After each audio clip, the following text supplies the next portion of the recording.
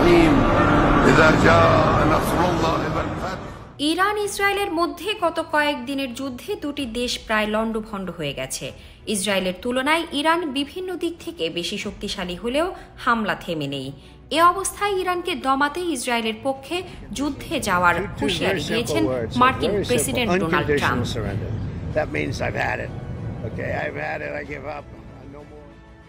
আর এ কারণেই এখন প্রশ্ন উঠছে যে যুক্তরাষ্ট্র যদি সত্যি ইসরায়েলের পক্ষে সরাসরি যুদ্ধে অংশগ্রহণ করে তাহলে এই পরিস্থিতির সবচেয়ে খারাপ পরিণতি কি হতে পারে।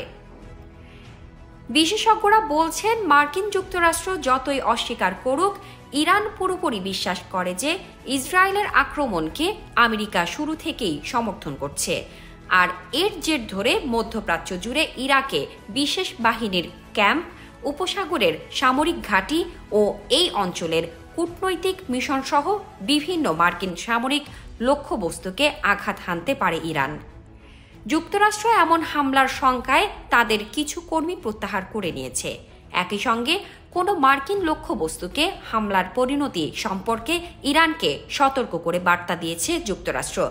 আর এই সময়ে তেল আবিব বা ইসরায়েলের কোথাও কোনো মার্কিন নাগরিক যদি ইরানি হামলায় নিহত হয় তবে ডোনাল্ড ট্রাম্প হয়তো পদক্ষেপ নিতে বাধ্য হতে পারেন।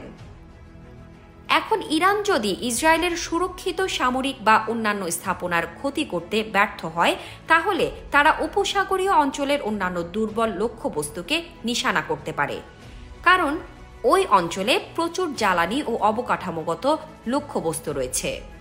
যদি উপসাগরীয় অঞ্চলে হামলা হয় তাহলেও ইসরায়েলের পাশাপাশি আমেরিকান যুদ্ধ বিমানগুলোকে সংশ্লিষ্ট দেশগুলোর প্রতিরক্ষায় এগিয়ে আসার মতো তাগিদ সামনে নিয়ে আসতে পারে। আবার যদি ইসরায়েলি আক্রমণ ব্যর্থ হয়, যদি ইরানের পারমাণবিক স্থাপনা মাটির খুব গভীরে থাকে এবং খুব সুরক্ষিত থাকে, ধারণা করা হয় গোপন খনির গভীরে লুকানো থাকতে পারে সেই জ্বালানি। এক্ষেত্রে বলা হচ্ছে ইসরায়েল হয়তো ইরানের কয়েকজন পরমাণু বিজ্ঞানীকে হত্যা করেছে, কিন্তু কোনো বোমাই দেশটির জ্ঞান বা দক্ষতা ধ্বংস করতে পারবে না। এভাবে ইসরায়েলকে আরও আক্রমণ করতে বাধ্য করতে পারে, যার ফলে অঞ্চলটি ক্রমাগত আক্রমণ পাল্টা আক্রমণের চক্রে আবদ্ধ হয়ে পড়তে পারে।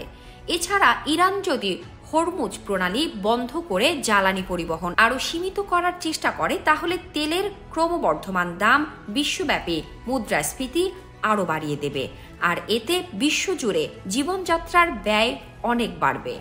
তবে ভুলে গেলে চলবে না, তেলের দাম বৃদ্ধির ফলে যে ব্যক্তি উপকৃত হচ্ছেন তার নাম ভ্লাদিমির পুতিন। তিনি ইউক্রেনের বিরুদ্ধে যুদ্ধের জন্য ক্রেমলিনের কোষাগারে সহসাই আরও বিলিয়ন ডলার যোগাতে পারবেন।